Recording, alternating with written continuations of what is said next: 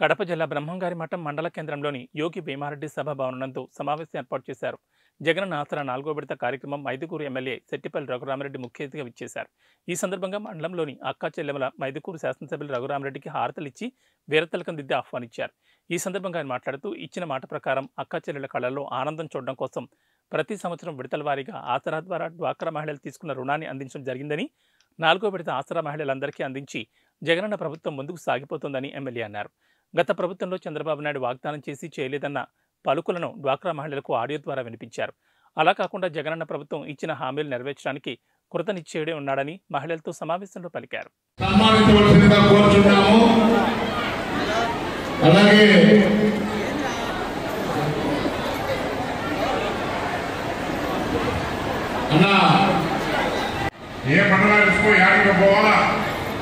ఉదయం పోతే మధ్యాహ్నం అన్నం తినాలా, లేకపోతే నీరసం వచ్చి పడిపోతాడని ఇష్టం.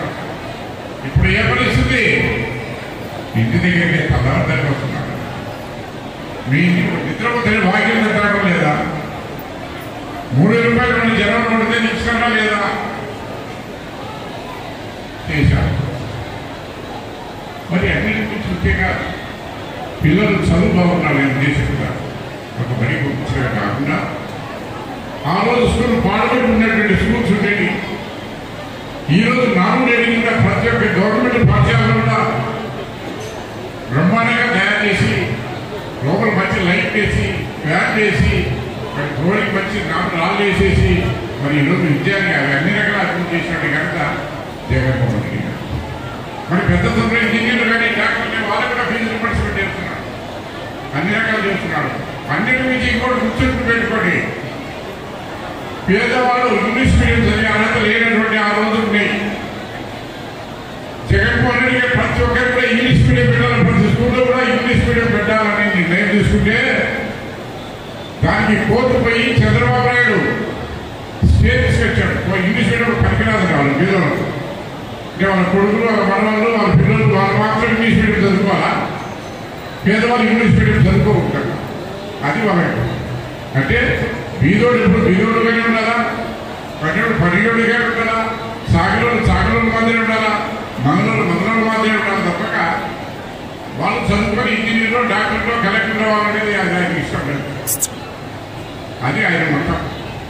డిప్యూటీసీ గారికి, అలాగే గౌరవ జిల్లా ప్రాజెక్ట్ డైరెక్టర్ డిఆర్డిఏ పీడీ గారికి, అలాగే వేదిక మీద ఉన్న సర్పంచులకు, ఎంపీటీసీలకు, పత్రికా విలేకరులకు, ఈరోజు ఇంత భారీ సంఖ్యలో గత 3 రోజులుగా 5 రోజులుగా మేము ప్లానింగ్ చేసుకొని కార్యక్రమానికి ఇంత గొప్ప సంఖ్యలో హాజరైన మహిళలందరికీ పేరు పేరున ధన్యవాదాలు తెలుపుకుంటున్నాము. భీమవరం మండలంలో ఈ కార్యక్రమాన్ని ఇంత గొప్పగా నిర్వహించిన వెలుగు టీం ఏపీఎం గారికి, అలాగే సిసి భాస్కర్, సిసిలు, విఓఎల్ అందరికీ కూడా పేరు పేరుగా మొదటగా ధన్యవాదాలు తెలుపుకుంటున్నాము. గత 4 సంవత్సరాల నుంచి గౌరవ ముఖ్యమంత్రి గారు వైఎస్ఆర్ ఆసరా కింద మనం బ్యాంకుల్లో తీసుకున్న రుణాలన్నీ రుణమాఫీ చేస్తూ